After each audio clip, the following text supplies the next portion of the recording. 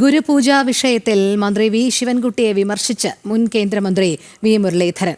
വിദ്യാഭ്യാസ മന്ത്രിക്ക് പല കാര്യങ്ങളിലും അറിവില്ലാത്തതുപോലെ ഗുരുപൂജയിലും വേണ്ടത്ര അറിവില്ല. ഭാരതീയവും സനാതന പാരമ്പര്യത്തോടുമുള്ള അവഗണനയാണിത്. ഭാരതീയമായ എല്ലാത്തിനോടുമുള്ള കമ്മ്യൂണിസ്റ്റുകാരുടെ അവജ്ഞയും എതിർപ്പുമാണ് വിദ്യാഭ്യാസ മന്ത്രിയുടെ പ്രസ്താവനയിലൂടെ വ്യക്തമാകുന്നത്. സർക്കാരിന്റെ ഇരട്ടത്താപ്പ് കേരള സമൂഹം മനസ്സിലാക്കുമെന്നും വി മുരളീധരൻ തിരുവനന്തപുരത്ത് പ്രതികരിച്ചു. വിദ്യാഭ്യാസ മന്ത്രിക്ക് പല കാര്യങ്ങളെക്കുറിച്ചും അറിവില്ലാത്തതുപോലെ ഈ കാര്യത്തിലും അറിവില്ലായ്മ അദ്ദേഹം പ്രകടിപ്പിച്ചിരിക്കുകയാണ്.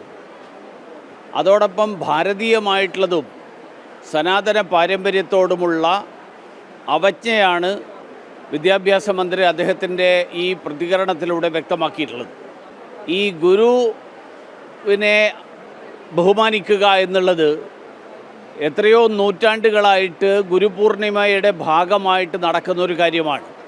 ഗുരു എന്നുള്ള വ്യക്തിയെയല്ല ബഹുമാനിക്കുന്നത്, ഗുരുവിനെ ഈശ്വര തുല്യനായിട്ട് കണ്ടുകൊണ്ട് ബഹുമാനിക്കുകയും ആരാധിക്കുകയും ചെയ്യുകയാണ് ചെയ്യുന്നത്.